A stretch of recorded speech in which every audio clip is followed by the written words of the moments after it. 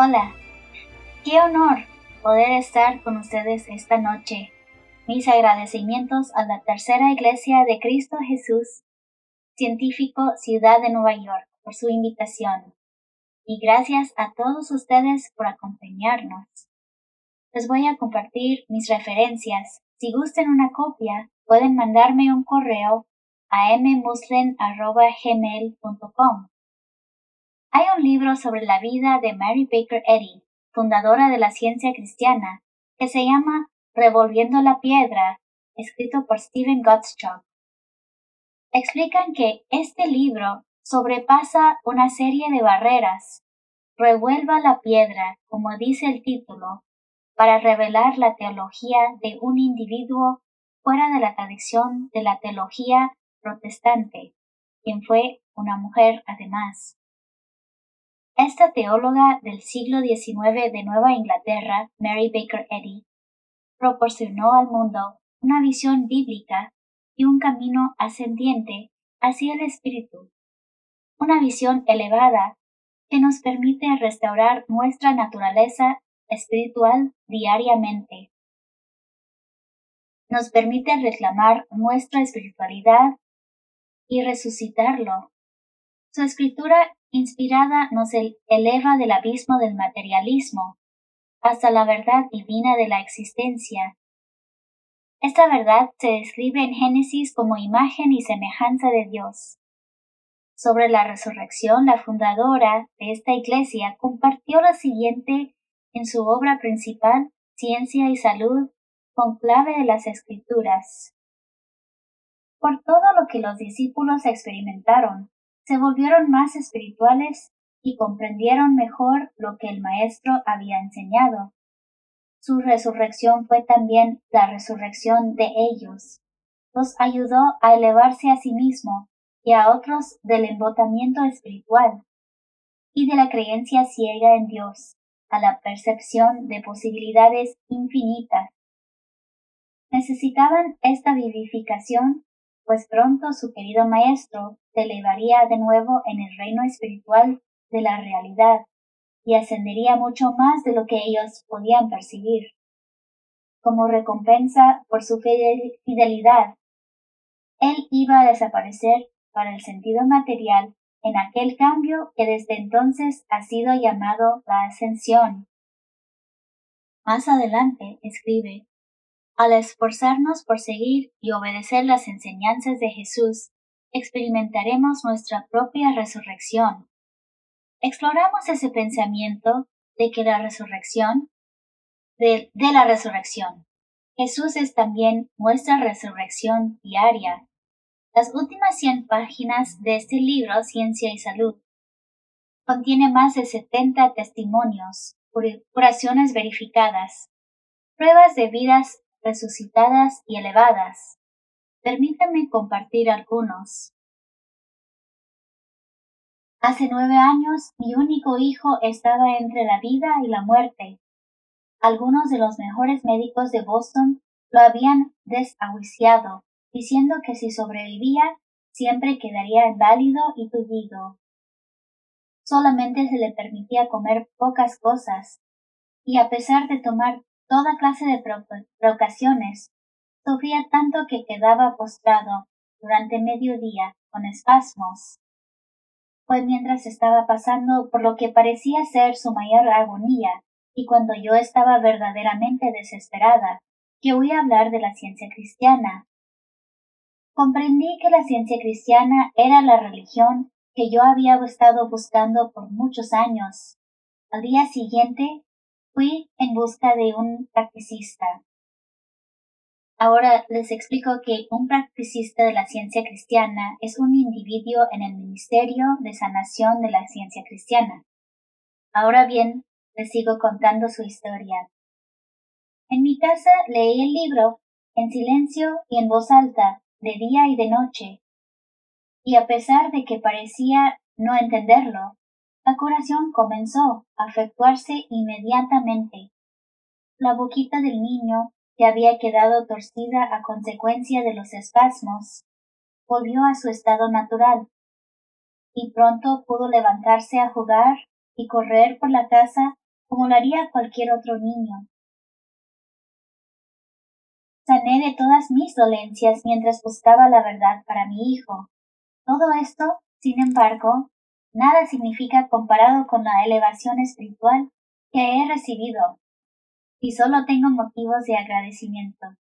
Esto fue de MTW, Los Ángeles, California. Y ahora bien, de EJR, de Toledo, Ohio, escribe: por mucho tiempo fui miembro de un curso de estudios bíblicos en una escuela dominical ortodoxa, pero nunca me sentí satisfecha con lo que enseñaba. Iluminó la Biblia con una luz gloriosa y comencé a entender algunos de los dichos del maestro y traté de ponerlos en práctica. Durante muchos años había sentido el anhelo de llevar una vida más cristiana y con frecuencia me preguntaba por qué no había podido comprender la Biblia. Entonces lo supe. Era debido a la falta de comprensión espiritual. Al comienzo no sabía que la gente podía sanar de la enfermedad y del pecado simplemente leyendo Ciencia y Salud. Pero al poco tiempo hallé que esto era así. En aquella época tenía varios problemas físicos, y uno tras otro simplemente desaparecieron, y encontré que estaba sana y perfectamente libre. La elevación espiritual fue igualmente gloriosa. Y por fin, de la señora M. de Chicago, Illinois. La ciencia cristiana no solo me ha ayudado de manera mental, moral y físicamente, sino que la bendición mayor es la elevación espiritual que me ha hecho comprender que Dios es capaz de cuidar a sus hijos y está dispuesto a hacerlo. Y estamos nosotros dispuestos a hacer nuestra parte y tomar la cruz, que anunciado a veces parezca pesada, trae siempre galardón firme.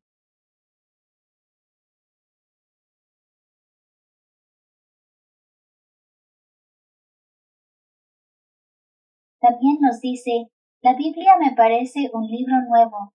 Ahora comprendo el significado de lo que dijo Jesús: venid a mí, todos los que estáis trabajados y cargados, y yo os haré descansar.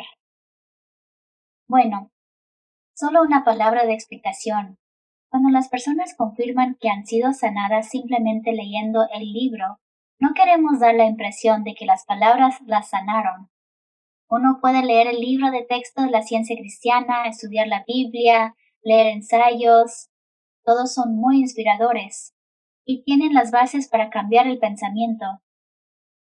Pero cambiar una visión material de la vida a una visión espiritual e inesperada, sin duda, tiene más que ver con el espíritu que la letra. La letra, aunque de importancia clave, es solo el auxiliar humano que sirve para alinear nuestro pensamiento con lo espiritual. Esto nos permite recibir la revelación de Cristo. Una vez revelada, esta verdadera naturaleza del pensamiento facilita la curación. Las ideas de la ciencia y salud sirven para abrir los caminos necesarios para comprender mejor nuestra naturaleza espiritual. Es esta elevación espiritual o resurrección del pensamiento. Este es el tema de esta charla. Entonces, ¿qué fue este levantamiento espiritual o resurrección diaria que experimentaron estas 3 personas y los otros 70 o los millones en los últimos 100 años? Compartiré 2 ejemplos más para ayudarnos a entender. Un año, mientras mi esposa y yo viajábamos al estado de Vermont, pasamos por Massachusetts y nos detuvimos en el Museo de Arte Contemporáneo de Massachusetts, conocido como MassMoCA. Nos detuvimos en el estacionamiento y vimos 6 árboles vivos, invertidos y suspendidos boca abajo de una armadura de metal. Mira estos árboles al revés, le dije a mi esposa. Los árboles resultaron ser una obra de arte de Natalie Jeremijenko, llamado La lógica de los árboles. El arte de esta obra visual se entiende como con el cambio de los árboles que paulatinamente se transformaron a lo largo del tiempo. Les explico. Los árboles crecen lejos de la tierra y hacia el sol. Aun cuando están invertidos, los 6 árboles en este experimento todavía crecían alejándose de la tierra. Se dirigían hacia el sol, doblándose hacia arriba, hasta el tronco doblado también. La predisposición natural de los árboles bien podría producir unas formas muy en contra de lo que conocemos formalmente como la naturaleza. Un segundo ejemplo de ascendencia natural ocurrió hace años durante una severa sequía de 10 años en el desierto Mojave en California. Creían que las semillas de las flores anuales del desierto habían muerto. Sin embargo, al año siguiente llovió mucho, inundando el suelo del desierto. Efectivamente, en la primavera siguiente las flores regresaron. En la Biblia leemos sobre el aroma del agua, Job 14, porque hay esperanza para un árbol cuando es cortado, que volverá a retoñar y sus renuevos no le faltarán, aunque envejezcan sus raíces en la tierra y muera su tronco en el polvo. Al olor del agua reverdecerá y como una planta joven echará renuevos. ¿Qué tienen que ver estos dos ejemplos? Ambos revelan una elevación natural hacia la fuente del alimento. Los árboles y las flores ascendieron de forma natural e instintiva. La señora Eddy escribe, el desarrollo espiritual no germina de la simiente sembrada en el terreno de esperanzas materiales, sino que cuando éstas decaen, el amor probará de nuevo las alegrías más elevadas del espíritu, las cuales no tienen mácula terrenal.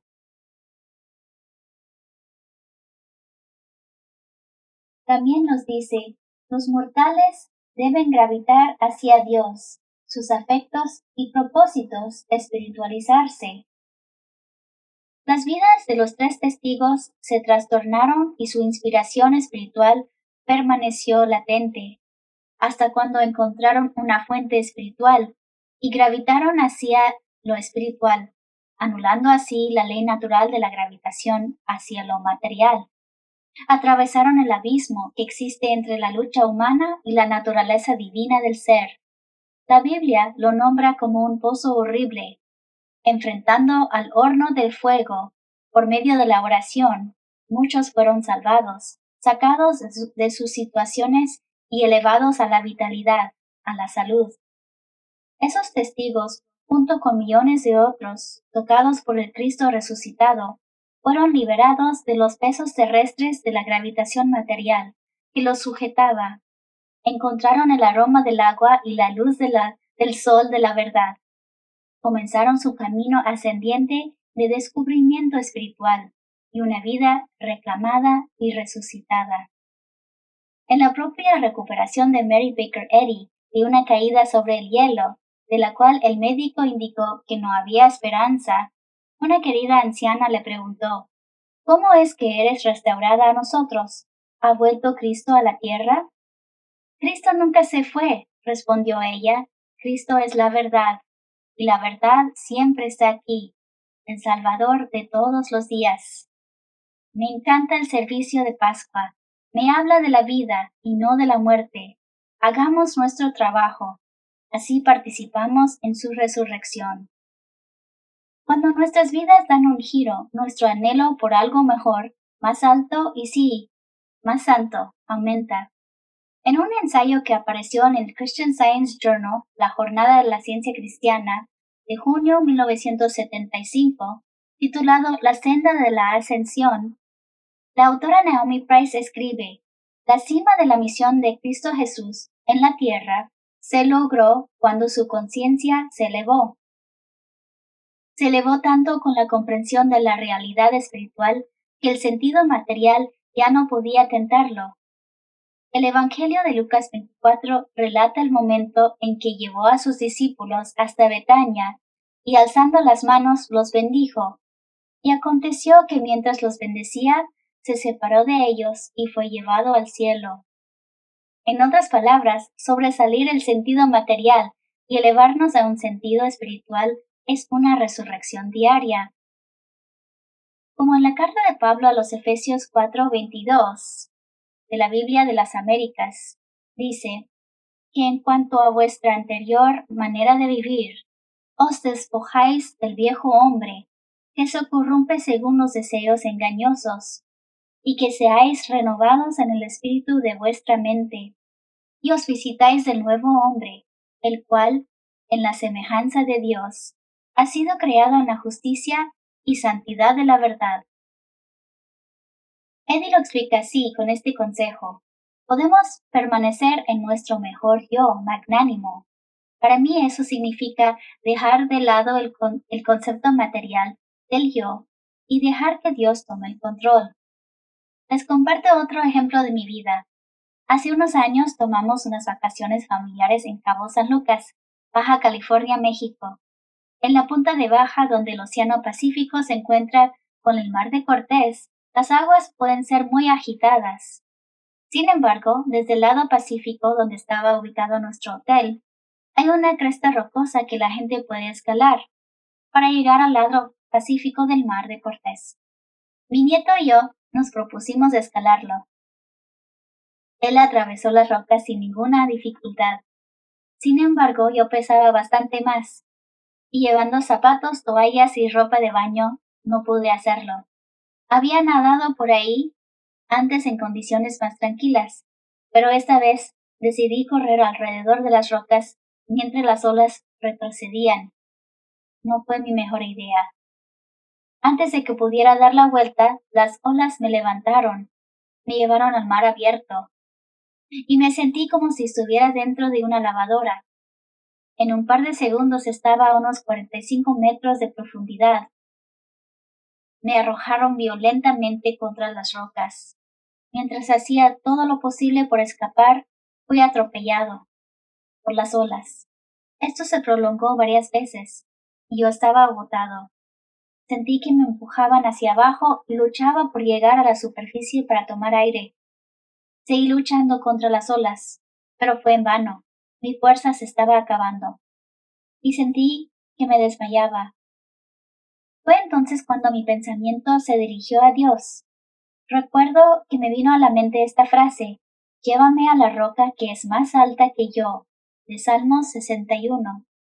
Repetí esto varias veces, y aunque al principio era una petición, finalmente se convirtió en un decreto.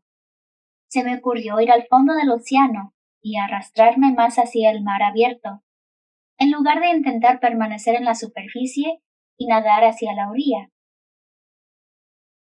Era lo contrario de lo normal. Sin embargo, fui obediente a este pensamiento inspirado. Con la poca fuerza y aliento que me quedaba, agarrando la arena, me arrastré 5 metros más lejos. Luego me desmayé. Lo siguiente que supe fue que estaba en la playa del lado del Mar de Cortés. Evidentemente, cuando me arrastré más lejos, las olas me dispararon de regreso en una trayectoria diferente, al otro lado de la cresta rocosa. Cuando recuperé el conocimiento, dos locales muy amables me estaban ayudando. Estaba en muy mal estado, y ellos a su manera me cuidaban. Se quedaron conmigo hasta que pudiera volver a tener una sensación de control. Mi nieto y yo repetimos versos de nuestros favoritos himnos, y él me apoyó hasta que pude levantarme. Fuimos en el siguiente taxi acuático juntos caminando de regreso al hotel. Poco después de este evento, me acordé de lo que me dijo una vez un amigo de la ciencia cristiana. Si quieres hallar una solución espiritual para cualquier problema, simplemente invierte el discurso material. Por ejemplo, si le viene el pensamiento voy a morir, invierta las palabras en oración y declare voy a vivir. Durante esa experiencia en el océano, volví a la vida. Volví al reconocimiento de mi reflejo espiritual de Dios. Al hacer lo contrario de lo que el razonamiento humano me decía que hiciera, escuché y seguí la inspiración que se convirtió en la respuesta a mi oración. la resurrección en mi vida diaria. Luego encontré esto en Ciencia y Salud y resonó conmigo. Al despertar las exigencias del Cristo, los mortales experimentan sufrimiento. Esto los obliga, como a quienes se están ahogando, a hacer esfuerzos vigorosos por salvarse. Y por medio del preciso amor de Cristo, estos esfuerzos son coronados con el éxito. Reviví esta experiencia también cuando escuché la letra de esta canción de Andrea Day, llamada Levántase. Estás destrozada y cansada. Me levantaré como el día. Me levantaré sin miedo, y lo haré 1000 veces más. Me levantaré alto como las olas. Me levantaré a pesar del dolor. Me levantaré, y lo haré miles de veces otra vez. Cuando el silencio no es tranquilo y se siente que se está poniendo difícil respirar y tienes ganas de morir, me levantaré como el día, me levantaré sin miedo y lo volveré a hacer 1000 veces. ¿Cuál es el secreto de la resurrección? Bueno, pasemos entonces al tema de la humildad, ingrediente clave para participar en nuestra resurrección diaria. En Lucas 14, Jesús nos habla de este tema. A partir del verso 8, dice, fue cuando Jesús notó que en una cena los invitados intentaban sentarse en los asientos de honor, cerca de la cabecera de la mesa, y les dio este consejo. Cuando seas invitado por alguno a un banquete de bodas, no tomes el lugar de honor, no sea que él haya invitado a otra más distinguido que tú, y viniendo él que te invitó a ti y a él, te diga, dale a él este lugar, y entonces avergonzado tengas que irte al último lugar.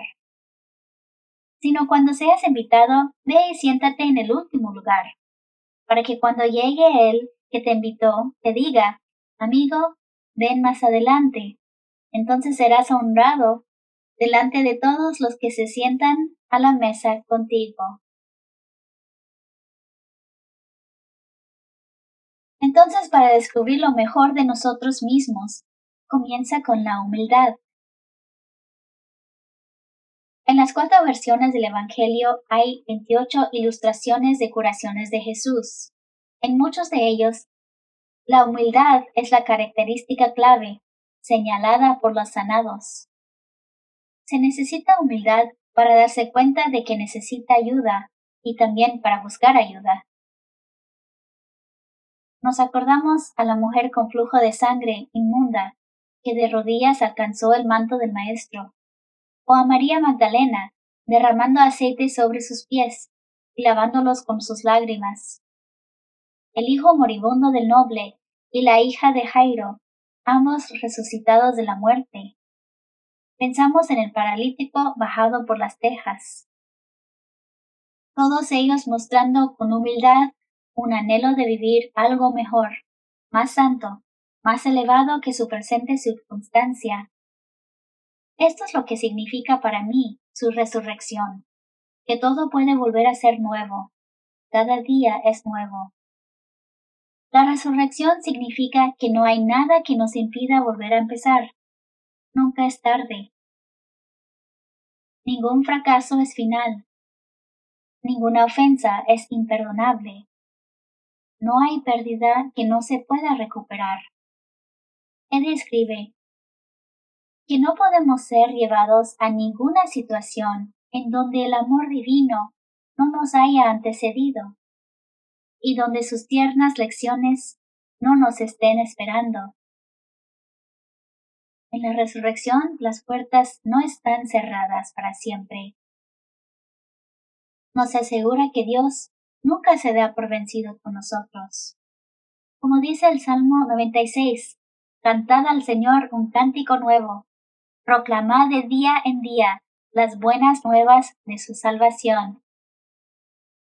Un ministro cristiano, decía, creemos que Jesús resucitó físicamente de la tumba, pero quizás es aún más importante creer que sin importar nuestra edad, errores, traiciones, heridas y muertes, podemos comenzar cada día de nuevo, inocente de nuevo, como un niño, un infante atónito ante la novedad de todo. La resurrección no es solo una cuestión de regresar de la muerte, sino también de resucitar diariamente de las mini tumbas en las que tan a menudo nos encontramos. ¿Cómo nos ayuda la creencia en la resurrección a levantarnos de estas mini tumbas, manteniéndonos abiertos a la sorpresa, al maravilla, a la novedad y la frescura en nuestras vidas? No siempre es algo fácil de hacer. A veces parece que caemos en la depresión, la amargura, el pecado, la traición, el cinismo y el cansancio que viene con la edad. Como Jesús, nosotros también tenemos nuestros cruces. Nos espera más de un desafío. Sin embargo, nuestra fe en la resurrección nos invita a vivir más allá de esto. Tal como lo declara la canción de Andrea de Levantaremos. Salmos 40 nos da 6 promesas útiles y piadosas en la resurrección diaria. Así dice, al Señor esperé pacientemente, y Él se inclinó a mí, y oyó mi clamor. Me sacó del hoyo de la destrucción, del lodo cenagoso. Asentó mis pies sobre una roca, y afirmó mis pasos. Puso en mi boca un cántico nuevo, un canto de alabanza a nuestro Dios. Vamos a repasarlo. 1. El Señor se inclina hacia nosotros. 2. Escucha nuestro clamor. 3. Nos levanta. 4. Pone nuestros pies sobre una roca. 5. Afirma nuestros pasos. Y por fin, 6. Pone en nuestra boca un cántico nuevo. ¿Se acuerdan del mismo ensayo de la jornada de Naomi Price de 1974? Pues decía, a medida que gravitamos hacia el espíritu, la supuesta ley de la gravitación material se neutraliza. Somos sacados de situaciones a las que la Biblia se refiere metafóricamente como un pozo horrible, un horno de fuego, un pozo de leones. Estamos aliviados de los pesos de la tierra. Mencioné ejemplos de personas que, en su humildad, se levantaron de sus mini tumbas. No necesitamos mirar más allá de la parábola de Jesús que define la humildad, la del hijo pródigo que gastó toda su herencia en una vida escandalosa y finalmente volvió a su padre. Y luego fue resucitado a su estado legítimo de filiación. Es interesante notar que cuando el hijo estaba muy lejos, el padre lo vio y corrió hacia él. 3 personas históricas de la Biblia, 2 de los cuales Dios los resucitó de los tiempos más bajos de sus vidas, se destacan para mí. Hablo de Jacob, Moisés y María Magdalena. Jacob se escondía de su hermano gemelo, Esau, a quien robó la bendición de su padre. Jacob era conocido como un estafador, ilustrado por burlar a su tío Labán, casándose con las 2 hijas de Labán. Jacob siguió con su vida, sabiendo que cuando se acercaba a su territorio natal, habría una confrontación con Esau, su hermano agraviado. Tuvo miedo cuando escuchó que Esau había salido a buscarlo con 400 hombres.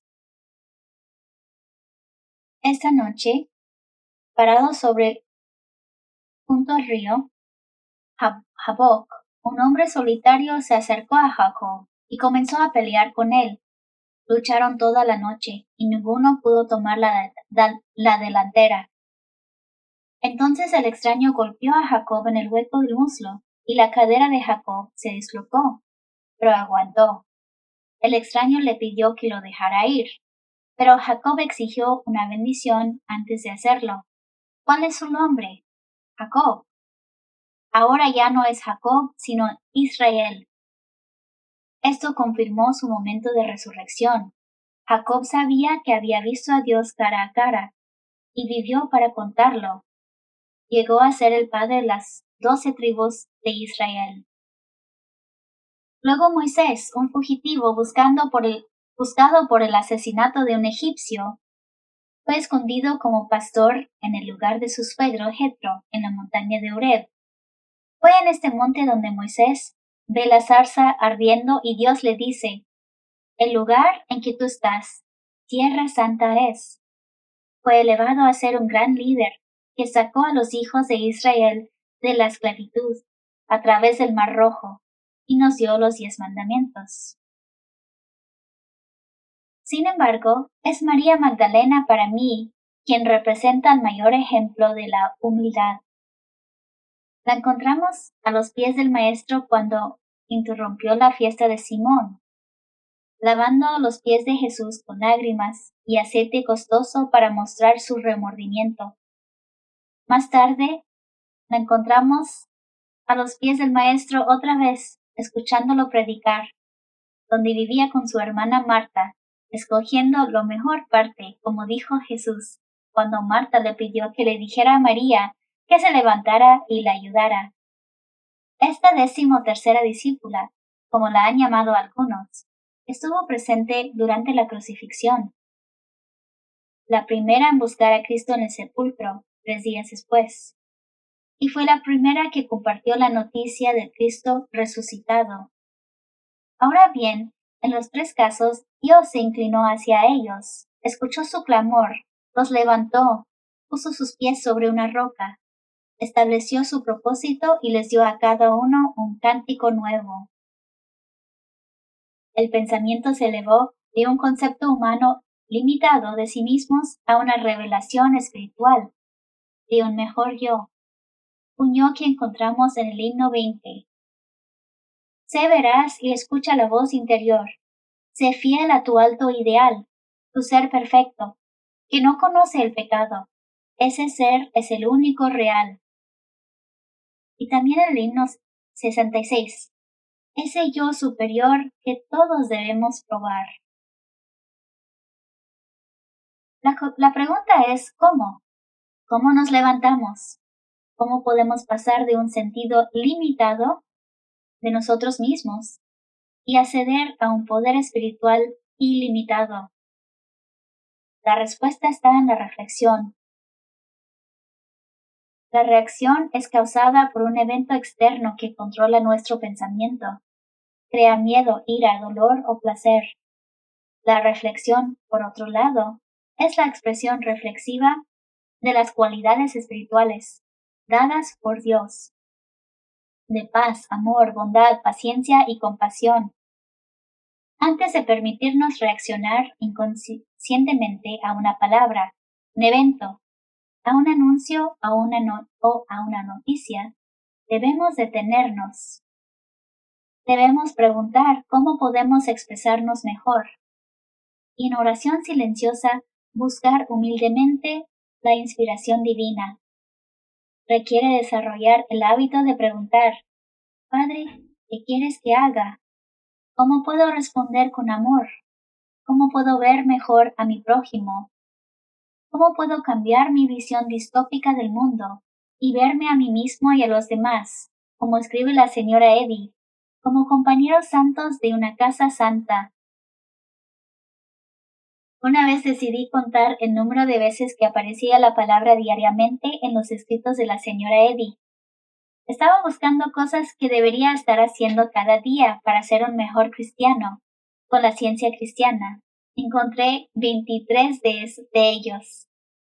Los ejemplos incluyen: dejar que el reino de la verdad, la vida y el amor se establezca en mí. No dejar que la animosidad o el mero apego personal impulsen mis acciones. Tener gratitud y amor en mi corazón todos los días. Examinar mi pensamiento para ver si hay un impedimento para la verdad. amar a mi prójimo como a mí mismo, hacer una buena obra todos los días, bendecir a nuestros enemigos, orar por la paz, es decir, seguir a Cristo en nuestra vida cotidiana. Esto requiere un esfuerzo diario y consciente. Así nos liberamos del concepto de un mortal separado de Dios y se revela la imagen y semejanza espiritual de la que leemos en Génesis, siendo así uno mismo con Dios, nunca separados. Cada discordia, cada enfermedad, cada queja tiene una cosa en común. Todos provienen de un concepto de nosotros mismos como mortales, con límites físicos, separados del amor, y en oposición a nuestra naturaleza superior, como la encarnación espiritual del amor mismo. Si eliminamos el sentido limitado del yo, las discordias no tienen cómo apegarse a nuestro pensamiento. Compartiré un ejemplo sencillo. Requiere inspiración en vez de voluntad humana. Al principio de nuestro matrimonio y con una hija nueva, era hora de comprar nuestra primera casa. En este momento los pagos mensuales de la hipoteca no podían exceder el 25% del salario mensual. Las únicas casas que encontrábamos eran casas bastante modestas y aún así era difícil. Estábamos dejando que los límites financieros externos dictaran nuestra situación y definieron dónde viviríamos. Llamé a una practicista de la ciencia cristiana. Inmediatamente me recordó una frase del libro de texto.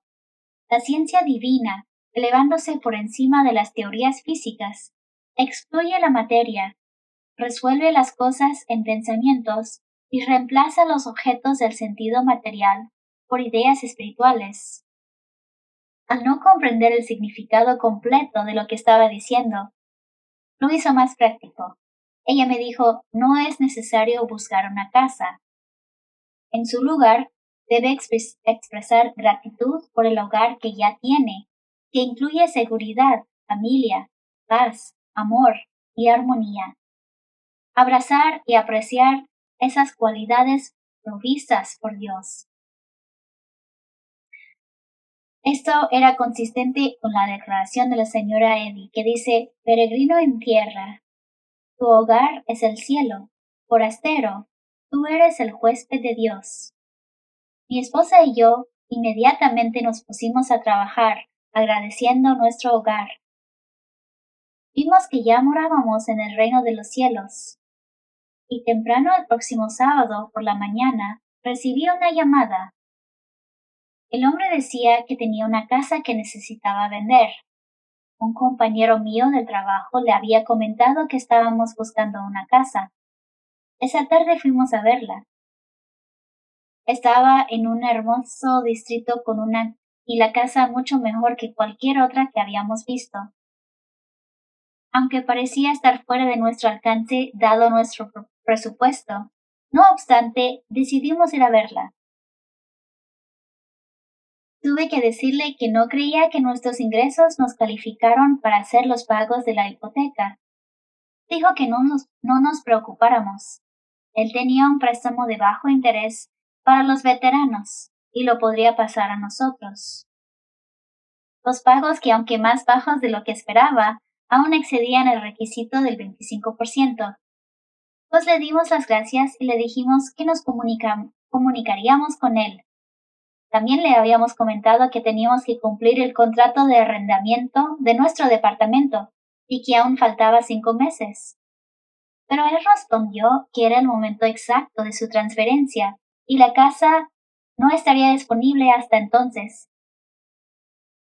La semana siguiente recibí un aumento de sueldo en el trabajo y mis nuevos ingresos exactamente al dólar cumplieron con el requisito de pago de la hipoteca. Varias semanas después me volvió a llamar, pero esta vez con malas noticias. Dijo que si bien calificábamos para la prueba de pago de hipoteca, nuestra condición financiera general requería que financiáramos una cuenta de retención para cubrir los impuestos de la propiedad y el seguro del propietario, y con un año de anticipación. Empezábamos a ahorrar, sabiendo que Dios había provisto esta oportunidad y que nuestro hogar ya estaba establecido. Pudimos ahorrar la cantidad necesaria para la fecha límite y de nuevo al dólar exacto, en lugar de ser influenciados por eventos externos sobre los cuales aparentemente no teníamos control. Al cambiar nuestro pensamiento, pudimos ver un resultado dirigido por Dios. Fue una experiencia de humildad. Tuvimos que dejar de lado toda voluntad humana y en cambio inclinarnos humildemente ante Él, buscando solo reflejar su gloria. Pero ¿cómo sabemos cuando un pensamiento realmente viene de Dios, en lugar de nuestro propio pensamiento humano? Hay una prueba que he encontrado. Un pensamiento inspirado tiene 5 características. 1. El nuevo pensamiento está libre de sí mismo. Las palabras yo o mí no son parte del nuevo pensamiento. El hogar era un concepto espiritual y ya estaba presente. 2. Está libre de carencias. Cada condición financiera se solucionó de manera divina, sin tener que forzarlo. 3. Está libre de miedo. No hubo amenaza de pérdida en ningún momento. 4. La nueva idea bendice a todos, tanto el comprador como el vendedor. 5. Resulta en un bien inesperado. Tal fue la llamada telefónica del sábado por la mañana y el aumento inesperado en el trabajo. En el caso de encontrar nuestra casa, esas 5 condiciones se cumplieron y seguimos adelante con confianza. Cuando Jesús dijo, yo y mi Padre somos uno, podríamos decir con la misma certeza, el sol y el rayo del sol son uno. Ahora, imagina que el rayo del sol cree que está separado del sol y tiene su propia agenda. Al quedarse sin energía, se volvería hacia el sol y pediría más luz y calor. El sol podría responder, ¿de qué estás hablando? Eres la actividad misma de la luz y el calor. No eres un rayo separado. En nuestro caso le estábamos pidiendo a Dios una casa, tratando de hacer que sucediera de todos modos. Sin embargo, ya estábamos en posesión de la idea hogar. Solo teníamos que dar un paso al costado y dejar que se manifestara. De esta manera no debiéramos orar por más espíritu, más amor o más inteligencia. En cambio, debemos entender que somos la actividad misma del amor, la verdad y la mente. No son influencias externas, sino cualidades internas que expresamos. Como científicos cristianos, entendemos que tal oración significa escuchar a los ángeles, para que nos hablen como hablaron a Moisés, Jacob y a María, o también a Gedeón, Saúl, David y muchos otros. Me incluyo a mí en el fondo del océano y también en mi búsqueda de nuestro hogar. Después de todo, la Biblia nos dice que Dios conoce nuestra necesidad, incluso antes de que lo pidamos. La resurrección en nuestras vidas es una revelación que nos llega como una inspiración.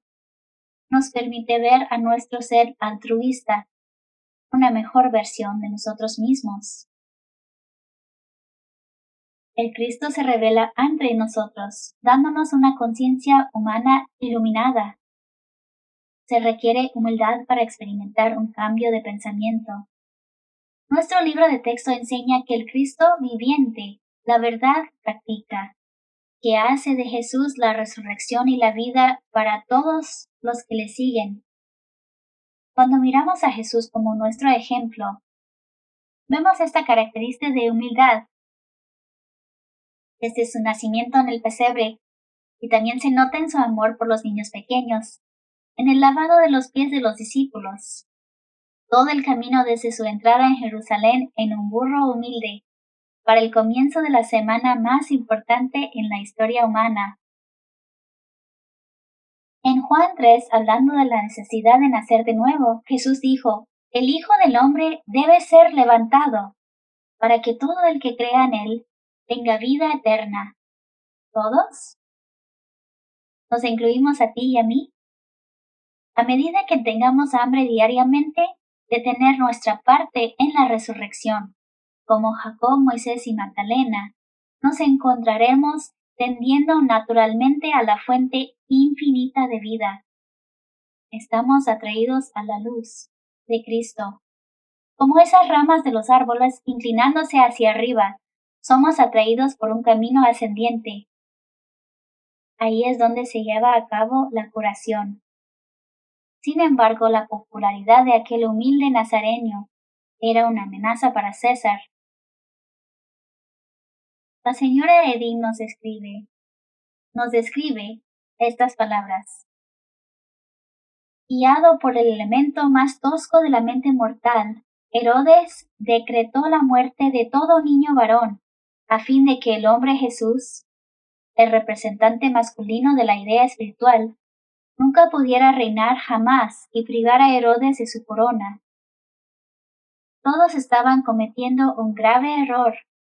Uno bien podría preguntarse, ¿quiénes son los Césares y Herodes de nuestros días que están tratando de matar al Cristo? ¿No tenemos todos el deber de resistir esas distracciones materiales? Superarlas y encontrar al Cristo resucitado y presente en nuestras vidas. Refiriéndose a Génesis 1:13, donde dice, y fue la tarde y la mañana el día tercero, la fundadora de la ciencia cristiana explica, la tercera etapa en el orden de la ciencia cristiana es una de gran importancia para el pensamiento humano, dejando penetrar la luz de la comprensión espiritual. Este periodo corresponde a la resurrección, cuando se discierne que el espíritu es la vida de todo, y la vida imperecedera, o la mente, que es dependiente de ninguna organización material. Nuestro Maestro reapareció a sus discípulos. Para la comprensión de ellos, se levantó de la tumba, al tercer día de su pensamiento ascendente, y así les presentó la certeza de la vida eterna. ¿Quién fue el primero en ver al Cristo resucitado?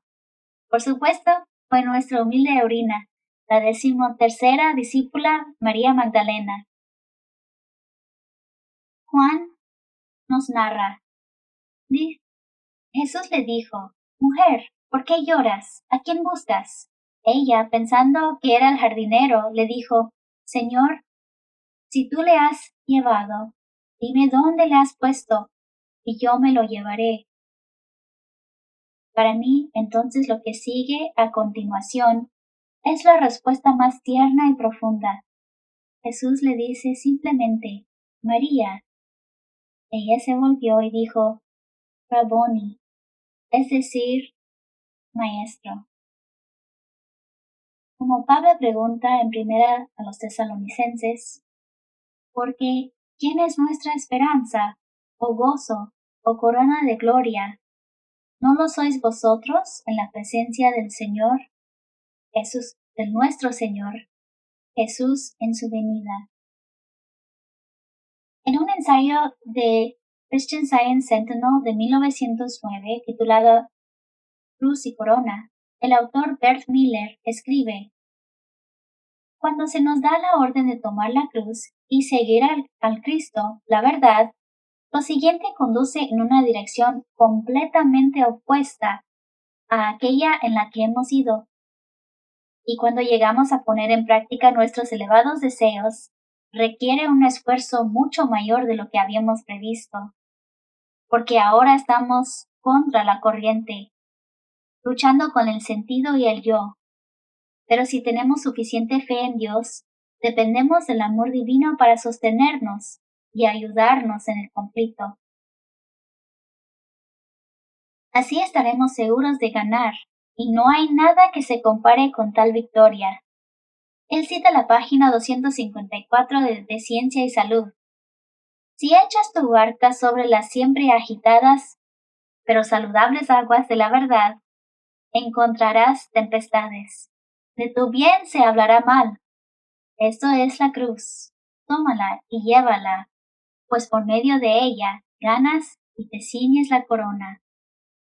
Cada uno de nosotros tiene su parte en la mañana de la resurrección al convertir nuestra experiencia de llevar la cruz en nuestra corona de regocijo. Por lo tanto, quitando la piedra que bloquea nuestra vista de Cristo, para que nosotros también podamos volvernos y decir, Raboni, Maestro. Terminaré con una bendición. Mensaje de Pascua de Mary Baker Eddy de 1902. Amados hermanos, que esta alegre mañana de Pascua encuentre a los miembros de esta amada iglesia en una paz pura, un gozo fresco, una visión clara del cielo aquí y el cielo dentro de nosotros, y un sentido despierto del Cristo resucitado. Gracias a todos y que tengan una Pascua gloriosa.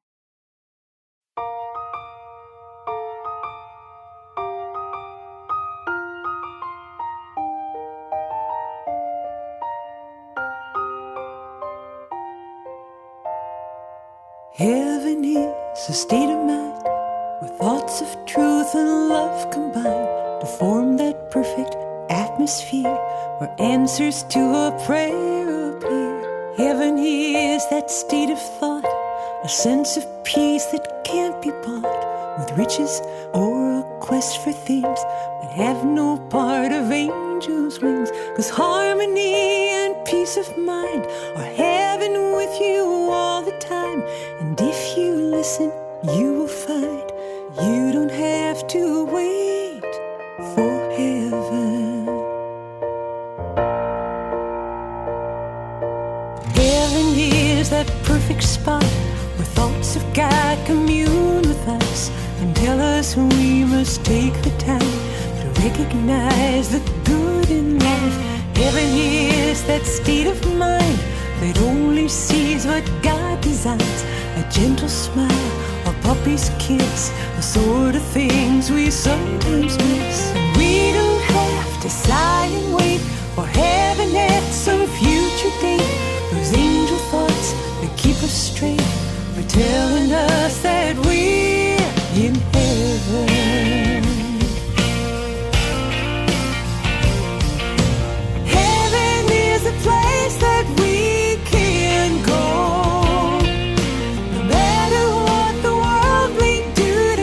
Our progress slow.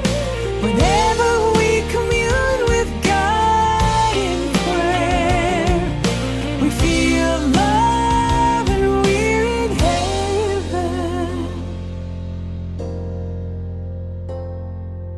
Heaven is that state of mind when you've done something good and kind and lead you to those gentle thoughts, the very ones that Jesus taught.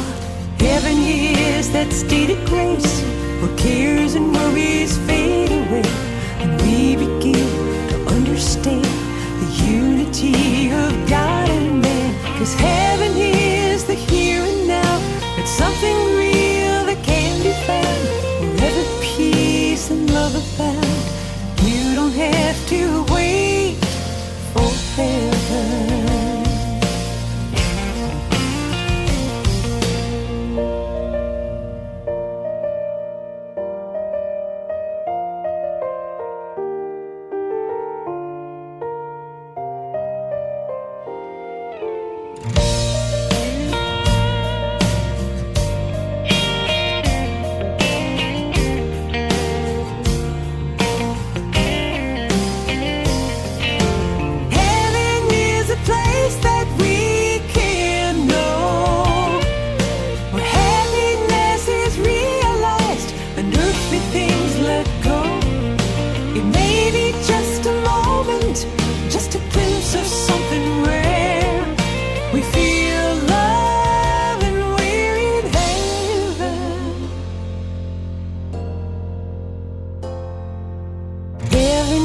That perfect spot where thoughts of God commune with us and tell us we must take the time to recognize the good in life.